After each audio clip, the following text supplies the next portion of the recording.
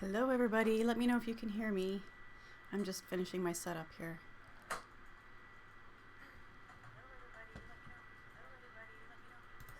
Whoop, whoop, whoop, whoop. Hold on a sec.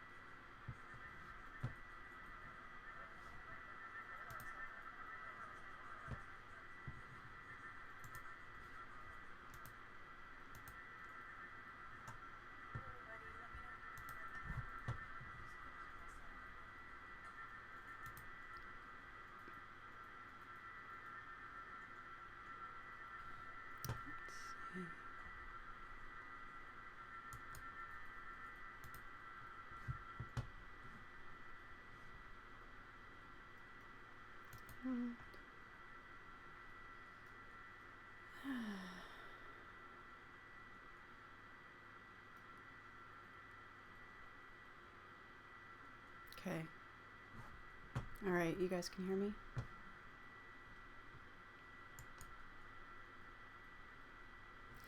Hello everybody. A book.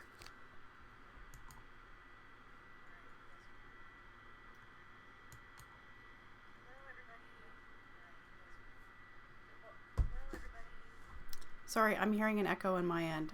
I'm just trying to resolve that. Hold on a second.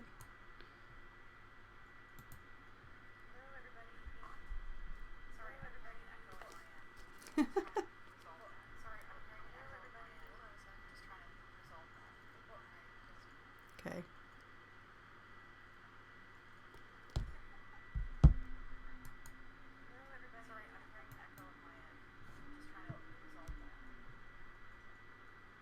Okay. Testing 1, 2, 3.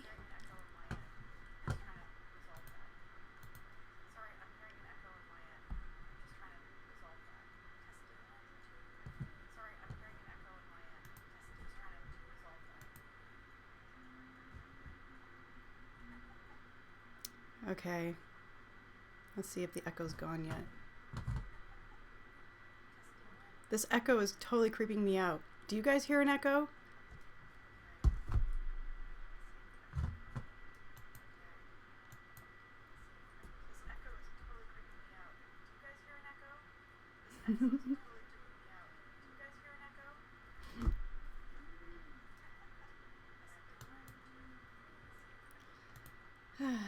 Okay. How are you guys tonight? It's been quite a week, hasn't it? With that research report that came out by basically admitting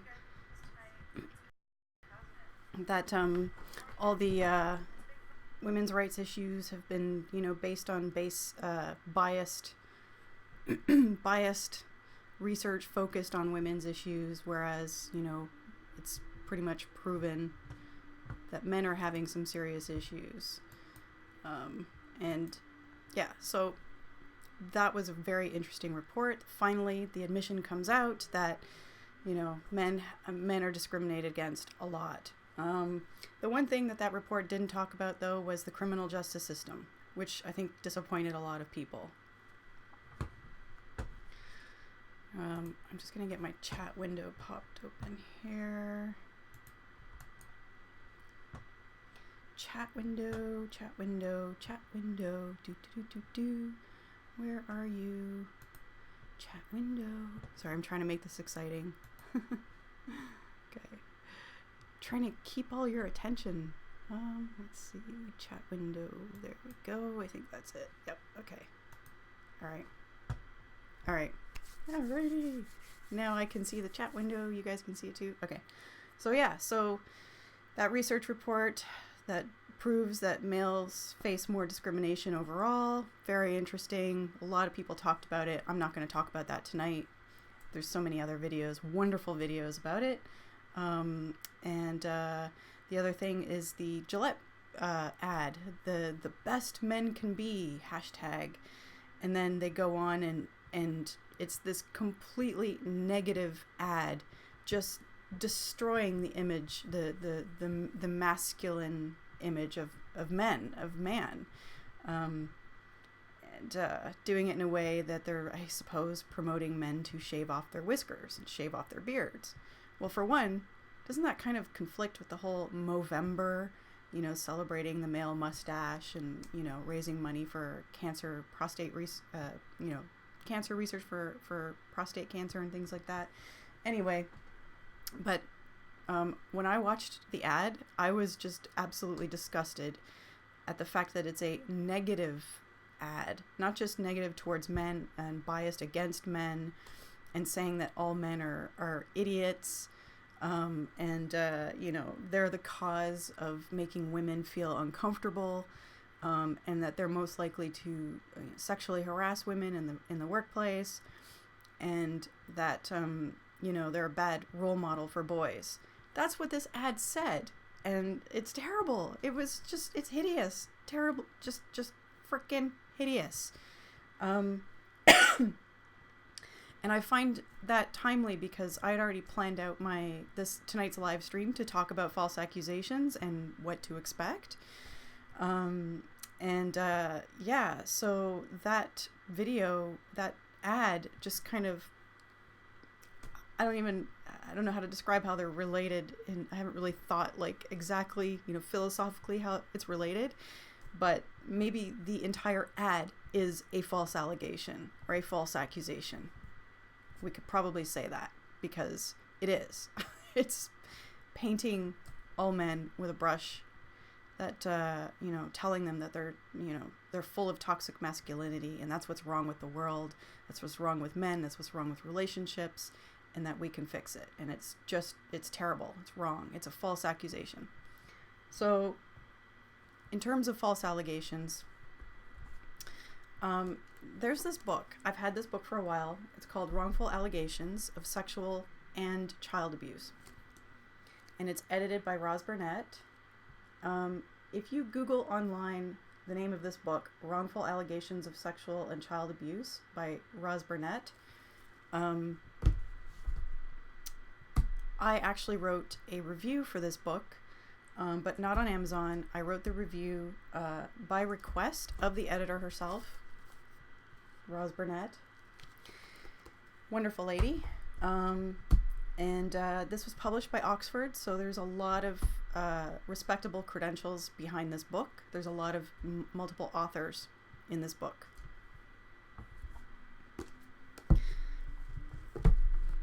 I'll just read to you the contents. Let's see. Wait a second. All right. Part 1. The reality of wrongful allegations of abuse.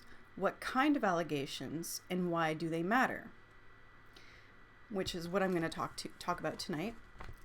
Part 2. Culture, ideology, politics. What is the terrain that gives rise to false allegations? Part 3. The allegation, causes, motivations, case studies, and why would anyone make a false accusation? And part 4, interrogation, prosecution, convictions, appeal, and how could the justice system get it so wrong? And part 5, finding ways forward, what's to be done? Unfortunately, there's not a lot of answers in that section. But I strongly recommend this book for people who are intensely interested in understanding why the justice system fails so many people, and the motivations behind false accusations. There's a lot of, differing viewpoints. There are also accounts from people and their families who have experienced false allegations through. And their first-hand accounts describing what it was like, the experience, what happened to their family as a result, and how they were disappointed by what they thought was, a functioning justice system, only to learn otherwise. This book is amazing. It's very expensive, but it's worth it if you want to add a highly regarded book on the topic to your library, to your studies, to your research. If you're a law student, it's an excellent book. A lot of lawyers write in this book, law professors. There are cases talked about in the UK, in the US, and in Canada. So it's a very relevant book internationally. I have a link to it in the description bar in this live stream. And later when I upload the replay for this live stream, the link will also be attached to the to the video clips. Which, by the way, I'm going to try and start breaking up my live streams into digestible segments and upload them and label them accordingly, so that, because I've been finding I don't get a lot of views, and I think as people are just, find it daunting to want to listen to me talk for an entire hour, and I can't blame them. So I'm going to try doing that after I'm done with this live stream. Okay? So this book is really good for understanding sort of, the whole hysteria behind it, moral panic. I have other books that I want to discuss, but tonight this is the book that's pretty appropriate for tonight's topic. So tonight's topic, false accusations and what to expect. So I just kind of scribbled some notes together to try and create a structure to keep myself on track and to cover things that aren't always talked about in other materials. So yeah, you guys just try and follow along, and hello everybody, thank you for joining. And if you have questions regarding anything I'm saying or comments, feel free, throw them in the chat, and then once I'm finished talking about a section, then I'll review it and answer questions accordingly, as best as I can. So, okay, the different types of sex abuse claims. There are many different scenarios in which these occur. So the most obvious one is in relationship breakdowns between a couple, a marriage, two people who were just having a casual relationship, a sugar daddy relationship, John and prostitute relationship. The relationship breakdown can cover lots of different types of relationships between a man and a woman. So that's one category. Another one is family. They can involve claims of incest and child abuse claims and other relatives, uncles, aunts, any of the parents, brothers, siblings, cousins. So something involved within the family. Another type is an acquaintance accusation, where it's somebody you barely know. You may have met once, you might have worked with them in the past, could have been a neighbor, could be a neighbor, somebody you don't really know very well, but they're in your domain.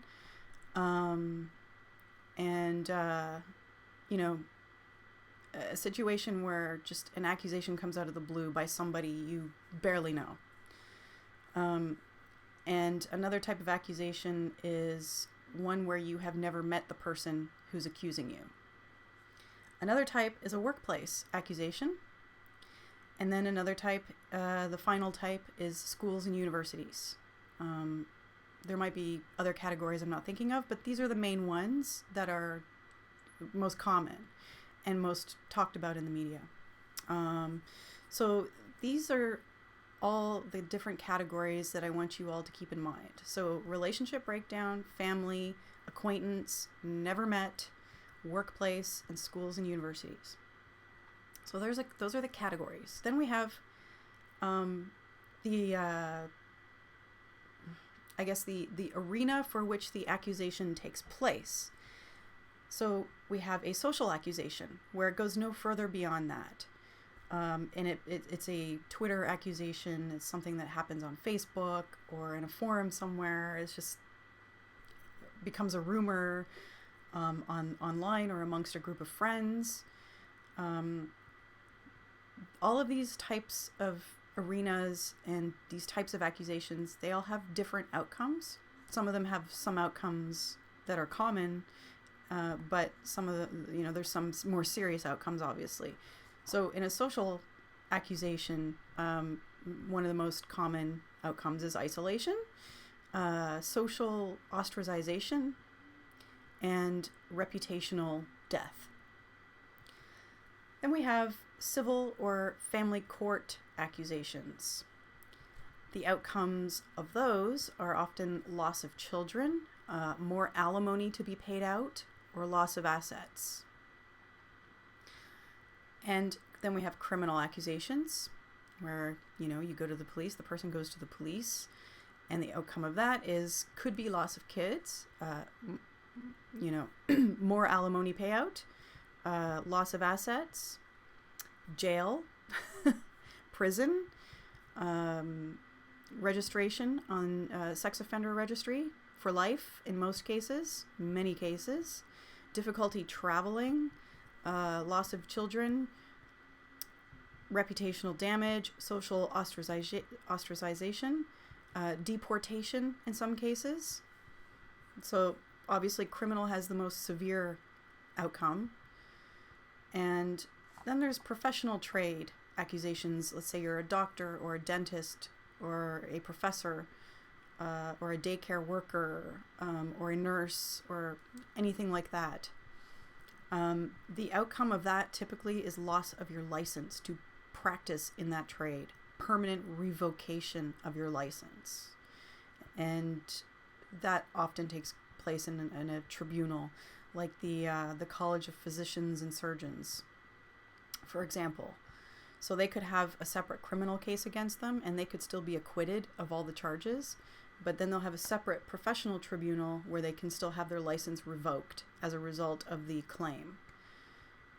Then you have institutional tribunals, and those are also similar as professional trade. So in the context of a university student or a college student, you obviously experience reputational death, and you are also unable to complete your studies, and in most cases ever get a degree because no university will accept you. These are all the outcomes of these types of accusations, and most of them are very serious. Not everybody might experience the most severe of these outcomes in these situations, but many people do. Many people fear that they're going to when this starts to happen, and it's a rightful fear, and it may happen. If you have no idea, you've never experienced an accusation, this is to give you an idea as to what people experience.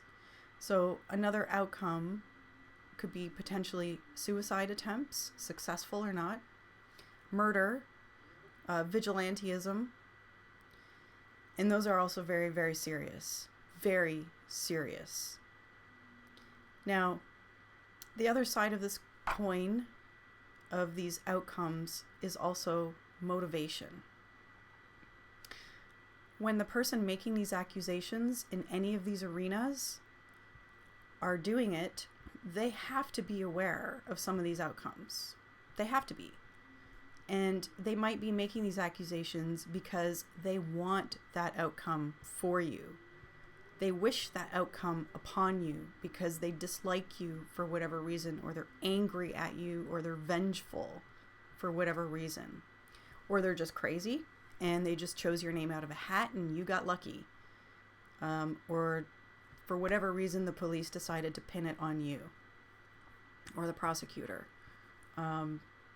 There's a myriad of reasons why false accusations happen in these arenas. And I'm not talking all accusations and these are the reasons.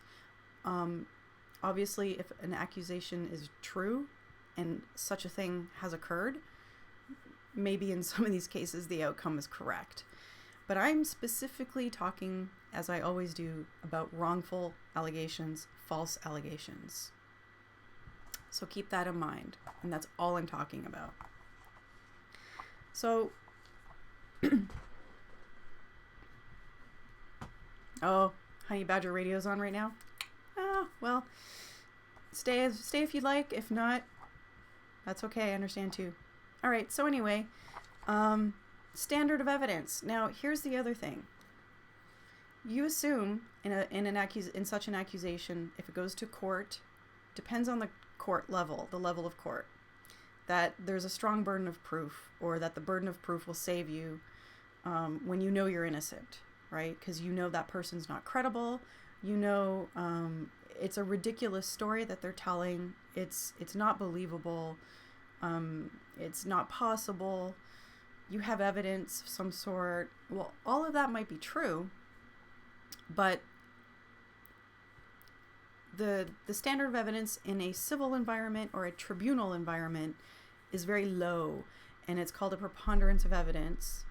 And basically the judge or the panel overseeing this hearing only need to determine if the claim was more likely than not to have happened, to be true. And it's a very low standard considering all of the outcomes aside from the criminal outcomes. All the other outcomes are still extremely severe. It's still a very low threshold. And then, of course, the criminal proof beyond a reasonable doubt, that's what they tell us the threshold is. Proof beyond a reasonable doubt is open for debate. What does that mean, right? Proof. Where's the proof? You should have to prove that the crime occurred. And then reasonable doubt. What's reasonable? So reasonable, I think a good definition of reasonable is the likeliness of it to have occurred given the circumstances. And you have to be really high on that likeliness. The circumstances have to be undeniably pointing in the direction that it occurred for it to be determined to be reasonable. Possible or likely is too low of a standard. That's supposed to only apply in the lower courts. However, a lot of judges in criminal cases will use that standard. They still use that standard. They determine that it's possible it occurred given the circumstances. That's not the same as likely to have occurred. But those are subjective, depending on who's adjudicating. So, in the likely to have occurred given the circumstances, you need evidence that backs up those circumstances to be true. So if you're in a situation where you've been accused in a criminal situation, you want to make sure that you have evidence that proves the circumstances where it likely wouldn't have occurred. That's your only hope, pretty much. Your only hope is to prove that you didn't do it. So even though we have the presumption of innocence, that's the most sacred, fundamental principles of the criminal justice system is the presumption of innocence until proven guilty. The onus has already been reversed for you to prove your innocence. The feminists have worked very, very hard over the last 30 years to ensure that, to make sure that that happens. And it is happening, and it keeps getting a lot more difficult. So,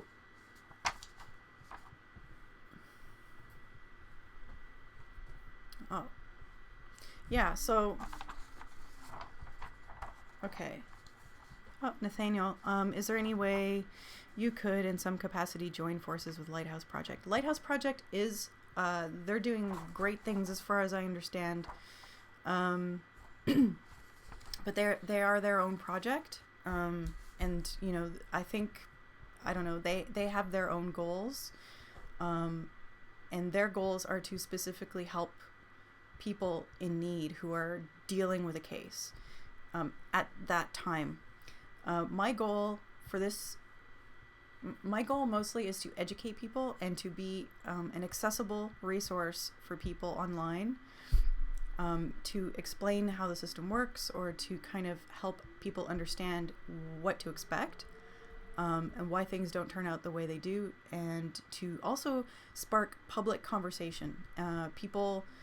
Ultimately, I want people to question their preconceived notions. For example, if somebody that they know has been accused, prosecuted, convicted, did time for a sex crime claim, the automatic assumption is, well, none of that would have happened if it didn't happen, if there wasn't evidence that it happened. I was one of those people that believed that until I met somebody who was one of those people, had gone through the entire system, and I watched him go through the system. I suppose I should, just clarify, I'm not a lawyer, I'm not a law student. I have no desire to be a lawyer or a law student. Why would I want that kind of debt? I don't know who does, but anyway. So I don't have any legal background, but I'm a researcher by accident, an accidental legal researcher, mostly criminal law focused in Canada particularly, because of having my eyes opened and, just having my own preconceived notions just completely blown out of the water and rearranged. So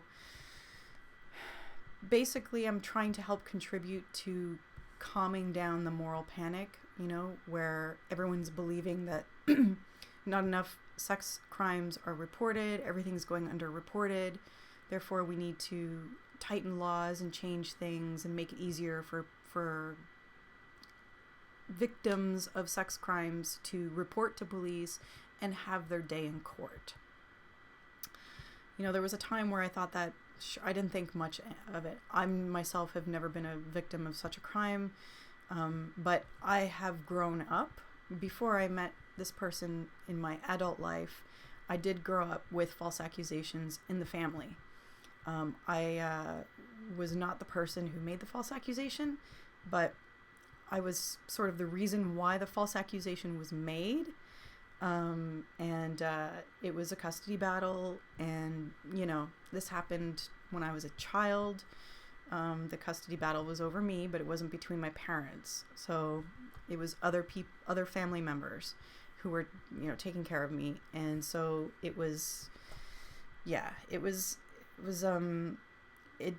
just completely permanently changed the fabric of the family from that point on, even though some attempts were made to keep the family in contact and on good terms.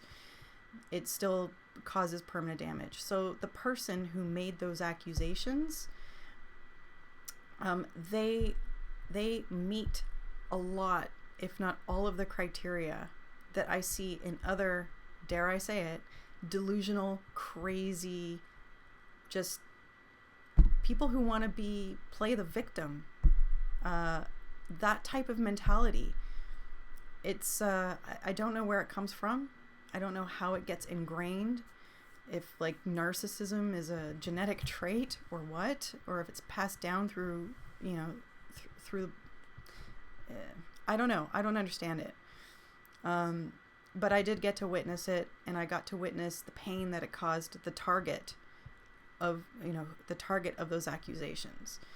And it's devastating. It makes everything really awkward for the whole family, and it never goes away over the years as that family ages and goes their different ways and whatever.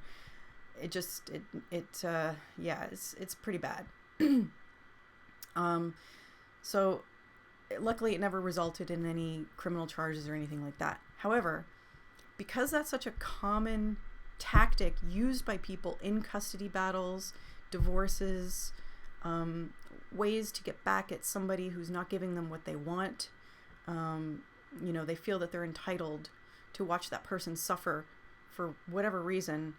The courts over the last 20, 30 years have made it much easier for these women, and men do the same thing, to succeed in getting their revenge in court, getting their therapy in the courts.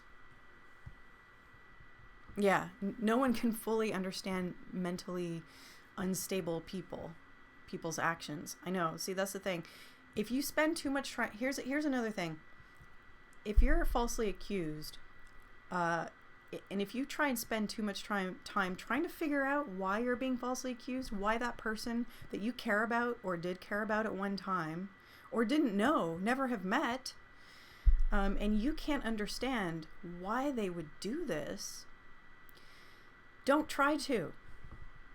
Save yourself the trouble. Don't try to understand it, because that's part of, you will be baited while you're being questioned by police or prosecutors or even your defense lawyer.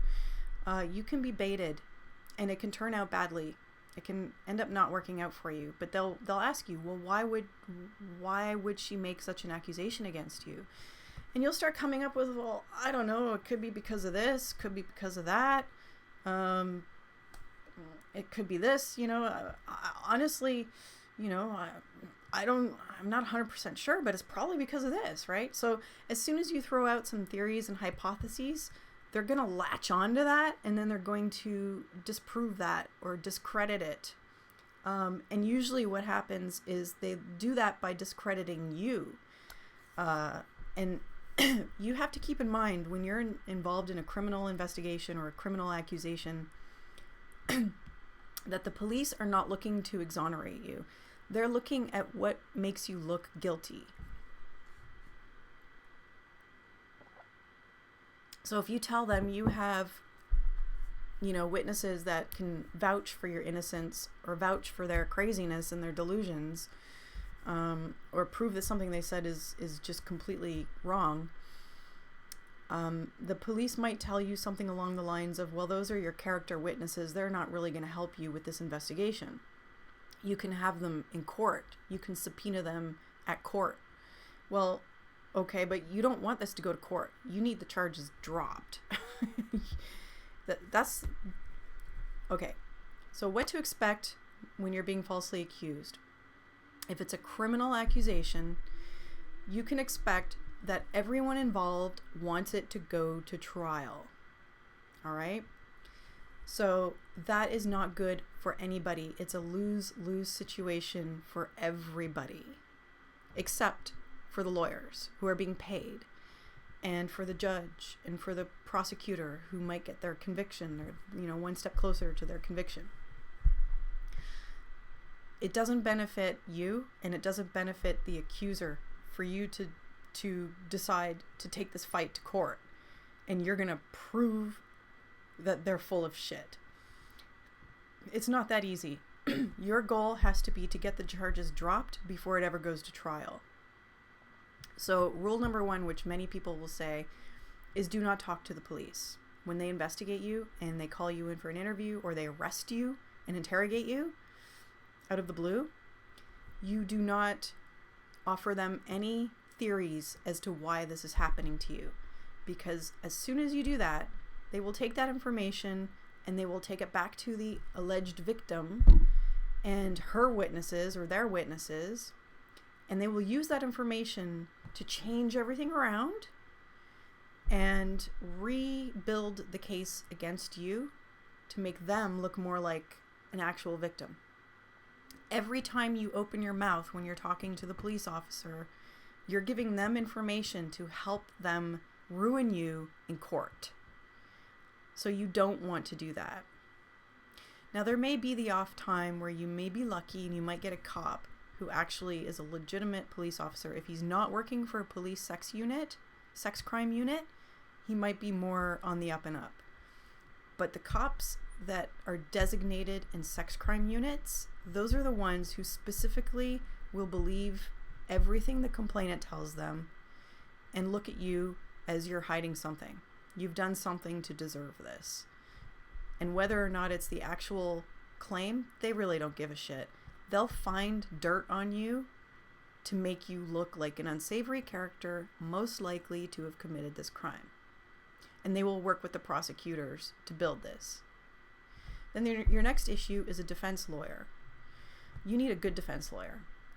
Those are hard to find, and I don't come to me to ask me for defense lawyers. I recommend you do your own research.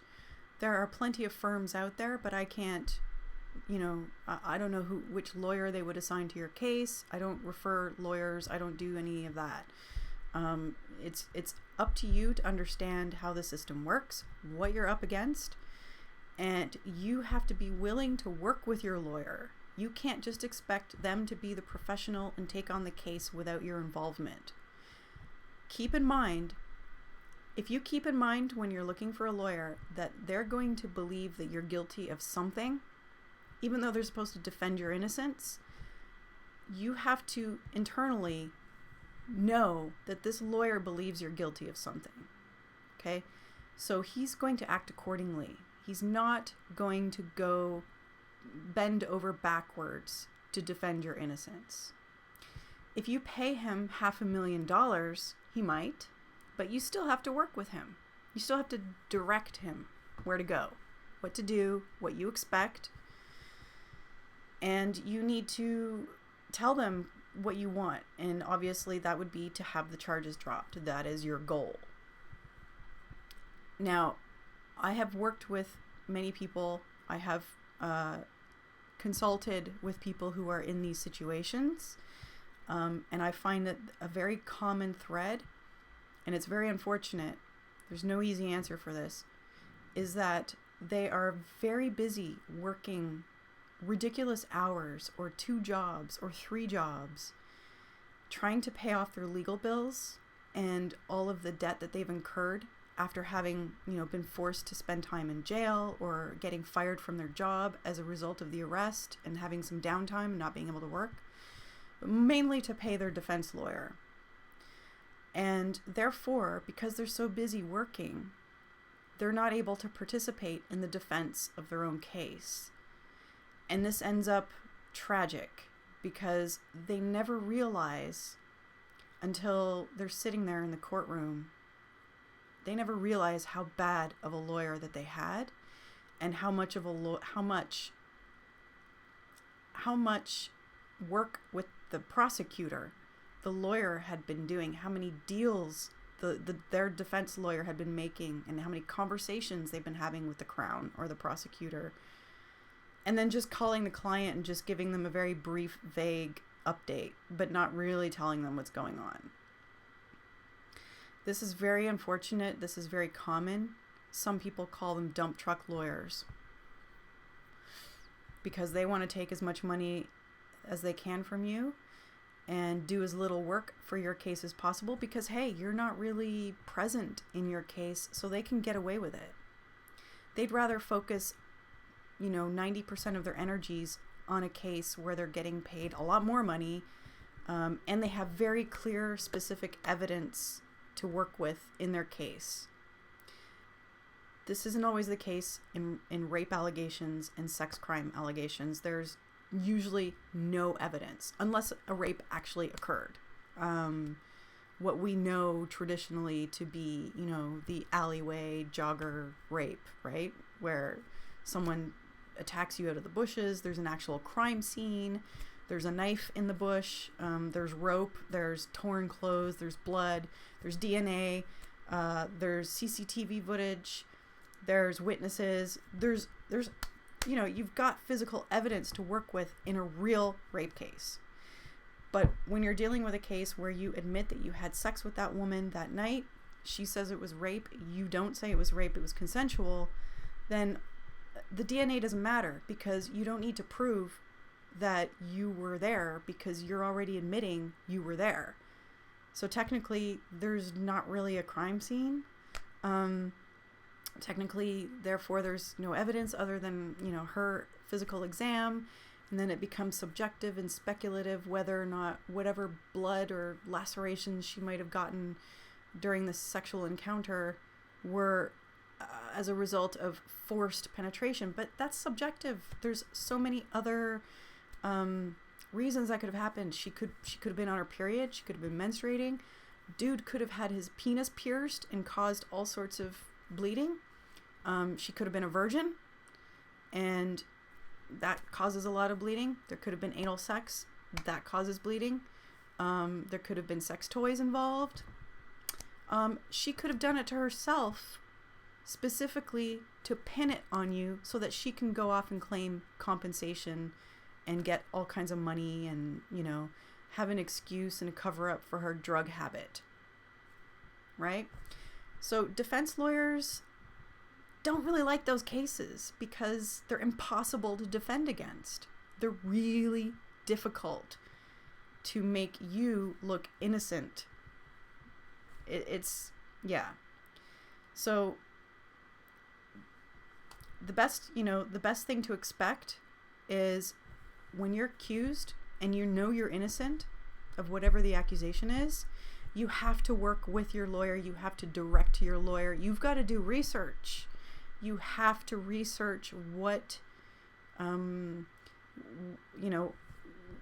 the criminal justice system works, what the defense lawyer's legal ethics are that he or she is bound by. And same for the prosecution. You have to do that research. Unfortunately, you may not have the time for it. You're going to have to make time. You have to be part of your own defense strategy. You've got to provide the evidence if there is any digital communications. You have to help piece something together that you might not be able to fully understand, how it can help you or how it can help the defense lawyer build a narrative, but you have to participate in that process so that together you and your lawyer can come to that narrative that makes more sense, so that your defense lawyer has a direction when he's defending you. Because if his only direction is to prove that she's full of shit, then that's not going to go anywhere. In Canada and in the United States and in the UK and in Australia and Ireland and Scotland and pretty much every Western country in the world right now, saying that the accuser is not credible or trying to prove that they're not credible is only viewed as a attack on her credibility, and is not reason enough for a jury to find you innocent, to find you not guilty, or for a judge to not judge against you. It's not enough reason anymore. You can't say she was hopped up on cocaine and, vodka or whatever. You can't say these things anymore. You can't say that, therefore, because then the courts just say, well, that just because she was drunk or high or stoned doesn't mean that she's automatically consenting. Well, you know that, right? That's not your point. Your point is that you guys were together, you were both drunk and high, you had sex, and then the next thing you know, you're being hauled off for a rape claim, and you know you didn't rape her. But you can't use that as a defense anymore. So really, with my research, the best way to win, if it does have to go to court, and even if it doesn't have to go to court, in a pretrial motion, you can collect enough evidence that contradicts her claims. So you can't necessarily collect evidence that shows she's not credible in terms of alcoholic tendencies, drug addiction, mental health. You can't use those against them anymore to show that her claim is not reliable because of those states. What you need to do, the thing that I find most common, and again, I'm not saying these things as a lawyer, but just from my own research of having read overturned convictions and appeals that weren't successful, is the real clincher is you have to specifically catch them in significant lies or contradictions. For example, let's say the Jian Ghomeshi case. The Jian Ghomeshi case was, I believe, one of the complainants had specifically hinged her claim on a yellow Volkswagen that she was sitting in with Jian when he allegedly attacked her. And she gave a specific date, or a very specific date range of when this attack happened. So this was all on record. Well, Jian Ghomeshi and his defense attorney were able to find a record that proved he did not own the yellow Volkswagen until far later after her claim. So that was what did it for that particular witness in the judge's eyes. That might not seem significant to you, but it's in the legal world, a contradiction like that, a misremembering of something like that, is very significant. So these are the little things you need to pick out. So the very first thing you need to get when you have a criminal accusation against you is the entire transcript of the accuser's interview with the police officer. And that can be difficult to get as well, but you have to have it. You have the right to it. You have to demand it from your defense attorney. Your defense attorney might give you excuses and reasons. The Crown doesn't want you to look at this. The prosecution doesn't want you to have it. Well, then I can sit in your office and read it and take pictures of it with my cell phone, right? Or, you have to have access to their claim. This is how you can build your defense. If you have a lawyer, and I've heard this happen, if you have a lawyer that tells you, I can't give you the transcript of your accuser's statement, how the hell are you supposed to build a defense? That's not right. So you have to argue and fight to get that, or somehow get in the office with the lawyer and read the transcript and take pictures of it. You are allowed to do that. Nobody's going to come in and arrest you. And if your lawyer is trying to prevent you from having access to that claim, you need to find a new lawyer, because that lawyer is not helping you. He's not helping you build and participate in your own defense. You need another lawyer. Now, some lawyer might have another viewpoint on that, and they might want to comment on that. That's open for discussion, I suppose. So it does happen. Believe it or not. Your own lawyer, your own defense lawyer can work against you. Yeah. So, okay. What else is there?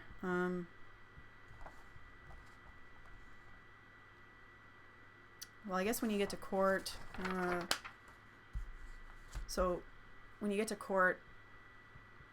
one of your pretrial hearings will be, admission of evidence. Whether it's yours, well, most likely it would be yours. But if there's bad character evidence against you, you can work with your lawyer to have that omitted. You can work with your lawyer, have a trial or a hearing, to have the judge throw the bad character evidence out against you because it has nothing to do with your case. And this is very important because the same standard applies, but by default when it comes to the accuser. Any evidence related to the accuser that you want to admit can only be relevant to the alleged assault. But when it comes to you and the defendant, anything goes, and it's not fair. But you can stop that. You can direct your attorney, your defense attorney, and tell them, okay, so they're going to try and use this against me, this stuff that they talked about in the police statement. So I want to get my entire police statement, or maybe even part of it, omitted from the record. I do not want it on the record. Because once it goes on record, then it's always open for it to be used against you. And also, if you don't testify, if you choose not to testify at court, then that police statement will not be admitted at all. Or if you don't make a police statement and you say nothing on the record, then you don't have that there's no at trial, they can't compare statements that you made at the police statement to statements that you're making at trial. That's something that prosecutors love to do. They love to say, oh, well, at the police station you said red, but today you're saying mauve. Well, I think you're full of shit. Prosecutors love to do that. And you know what? Some judges will agree. They'll say, yeah, you don't seem too clear on whether it was red or mauve, so I don't find any of your evidence credible. So I am just going to reject it all, and therefore I believe her story. So you're guilty. That's how simple it is to be found guilty. So the bottom line here is, if there's a false criminal accusation made against you, you have to take it very seriously. Even if it sounds like the most ridiculous thing you've ever heard, There's no way it's going to go any further in court. There's no way anybody's going to believe her. It's ridiculous. You have to take it seriously. This suddenly is going to be your only mission, your most important goal in life as soon as this happens. You have to take it seriously. You've got to get all your witnesses together. You have to ask them if they're willing to give affidavits for you. And if they're willing to testify for them in court. Basically, your witnesses can make an affidavit or provide an affidavit in your favor. But that affidavit means nothing unless they actually testify to it in person in court. You have to know that as well. An affidavit is not enough.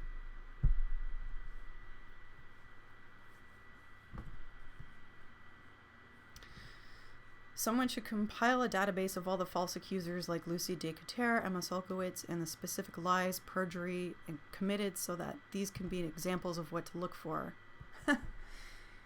Yeah, that's a good idea. That's a lot of work to do, though. Sure, if anybody wants to volunteer for that, hey, I'd link to it. But Nathaniel, I'm not sure how long you've been following me, or if you've been watching my live streams lately, but I have decided to do these live streams for multiple reasons, and one of them is so that I can talk about a specific case that goes through our courts in Canada. And it's not naming the victim, though, unfortunately, but it does highlight, or the alleged victim, but it does highlight how that victim or complainant, with the narrative of her story, their story was, how the court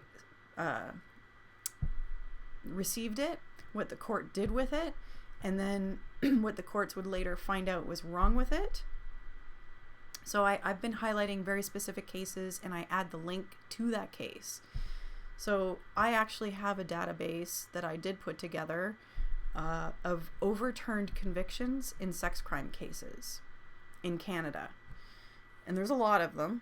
There's a lot more. I haven't been keeping up with the database for over a year, so I don't know what there is for 2018, but I think I'm fairly up to date up to 2017.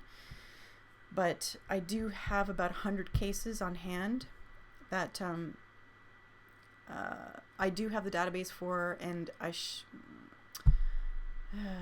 it's not easy making a searchable database online that displays the information at first glance, that's easy to navigate for any user.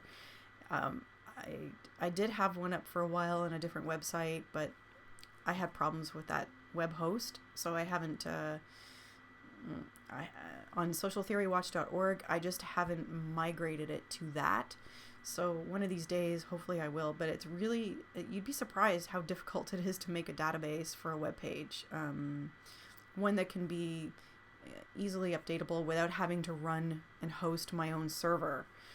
Or, if there's anybody watching this who would like to volunteer any programming, SQL, or PHP services, and who has database architect experience, and they want to volunteer help with building such a database, I have the Excel file. I have all the data organized. I just need help building a page for it because it's really difficult to do, and I just don't have the time or the patience for that kind of thing.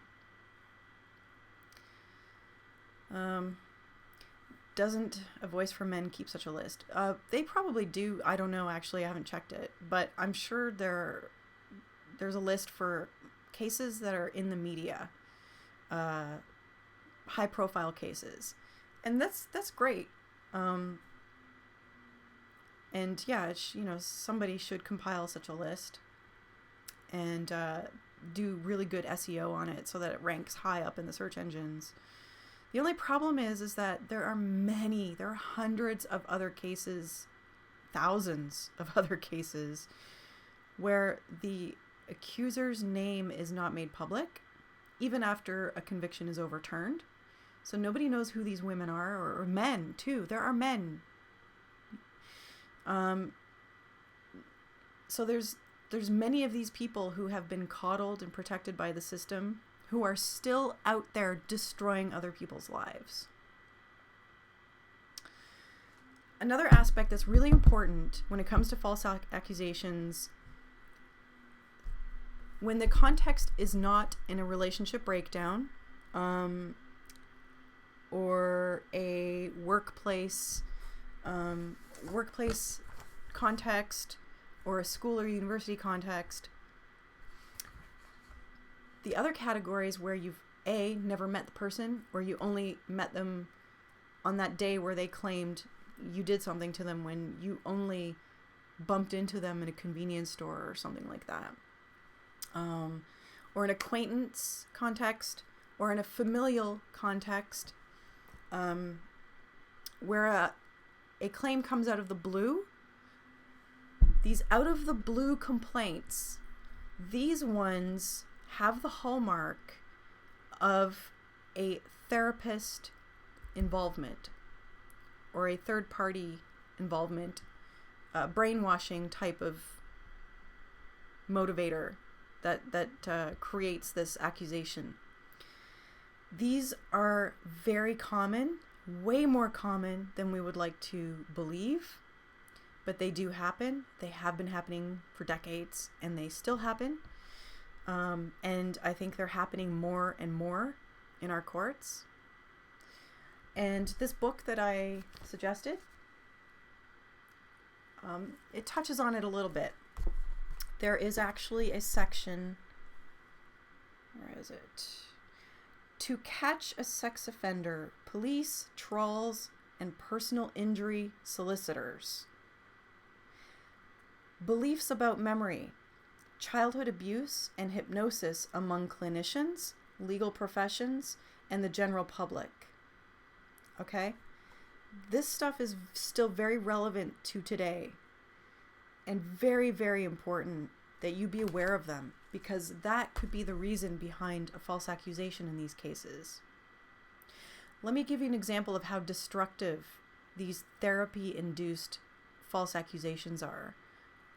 Somebody just brought to light a situation where there's a couple that they knew for many, many years. They had been a couple for many years. They ran a business together and everything, very successful, very tight, one of those couples where you would never imagine ever breaking up. Well, apparently the husband came home one day and told his wife that he had uncovered new memories, or uncovered repressed memories of childhood sexual abuse. Don't know the details of who it was, if it was his babysitter or neighbor or an uncle or a parent. Don't know that detail. But that doesn't matter. Well, it does, because whoever the target is, their life is about to be destroyed as a result of this. But that new revelation that came out during therapy sessions then proceeded to demolish his relationship with his wife. His wife apparently is like something maybe like me, common sense, like, well, I need to see it to believe it kind of thing, or where the hell did this shit just come out of the blue from? Are you sure that's true? Are you sure that's real? Apparently the wife is that kind of a person. So I don't know the details. I'm still hoping to find out more, because this is very interesting to me. But yeah, and end result is the couple's relationship is over, completely severed. Dude's off in his own little victimhood corner, curled up in the fetal position, while she's moving on with her life and just doesn't want anything to do with it. It's really sad. It's really unfortunate, but these things are still happening, and I can't imagine who the target of that accusation. I can't imagine what shambles their life must be in right now. Again, in this book, there's a section there that talks about personal injury lawyers. That's often the first avenue that these people will take is, all right, I want restitution. I'm going to sue this person for everything they have because of what they did to me. But in reality, that person did nothing to them. What happened was the therapist just implanted some bullshit delusion into their head, and that is what's causing them trauma. Suddenly, the therapist has created all of this upheaval in their life, in their spouse's life, in their family's life, and the life of the person that they're accusing. But yet they're looking to sue the person that they're accusing for all that they have. And one of the first questions the personal injury lawyer will ask is, how much are they worth? What assets do they have? What do you know? Is it worth it to go after this person? And you might find out it's not. This person might not have any assets. So what's the next step? Well, criminal charge. Then that way you get more money from compensation, the Criminal Injuries Compensation Board, if you can get a conviction. Now we all know, or I know, you don't need a conviction in order to successfully apply for criminal injuries compensation. You don't need a conviction in order to get money. But you do need a conviction if you want more money that you were hoping to get in a civil suit, but then later found out, he's worth nothing. I'm not going to get any of those assets. So I can make the claim through the criminal process. That's a real motivator for these people. A real motivator.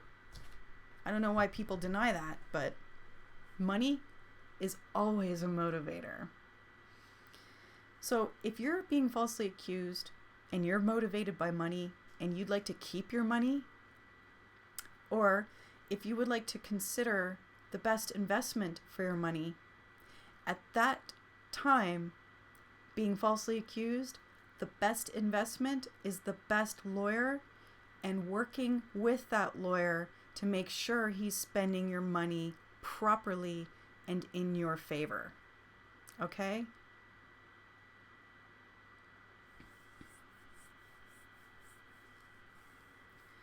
The Game of Thrones case, Cuck Norris. Yeah. That one, I believe the name of the guy, Mark Pearson. He's in the UK. He was in a subway station and just going about his business. And then all of a sudden, out of the blue, some crazy woman who happens to be an actress, a very small part though, on the Game of Thrones, made an accusation that he raped her in the subway station somehow. So the CCTV footage, of course, UK, Britain, England, whatever, they have CCTV everywhere. You know what? I'm all for it, because that can save you if somebody makes an accusation against you. And so that saved him. However, the police obviously had access to it at the time that they charged him, but yet they still proceeded to give his case to the prosecutor, and the prosecution still proceeded to prosecute. And it wasn't until somewhere during the trial that the CCTV footage made itself known. So that's a whole other issue. But that's pretty telling, is that everybody wanted to make sure that that footage was buried or considered useless, irrelevant evidence because it didn't show a rape. Well, then no frickin' kidding. It's irrelevant to the claim. Therefore, this man is innocent because the claim didn't occur. Anyway, yeah, these things happen. And Mark Pearson was one of those men who's just like, what? Huh? What's happening? I don't know. After a lot of damage to him, unfortunately, yeah, it did go his way, but nonetheless, not without a lot of damage. So, and, having his mind blown as to what the system actually means and stands for. And, you think it's there to protect the innocent, right? From crime, because making a false accusation is a crime. But yet the police are aiding and abetting these people with their crime. That is the crime. So, anyway, guys. All right. So, again, this book, really, really good book. It's a premium book for your library collection. If you wanted to save up money for, this is a good book to save up money for. So the link will be in the low bar, in the description bar. And yeah, so I hope I've helped. And this is going to be archived on the internet, so other people are going to stumble across this in their own research. Yeah, this is just going to live on the internet as an archive accessible to everyone. So unless you guys have any questions or comments, I'll end it there. And thank you all for joining. I appreciate it. Okay. Have a good night, everybody.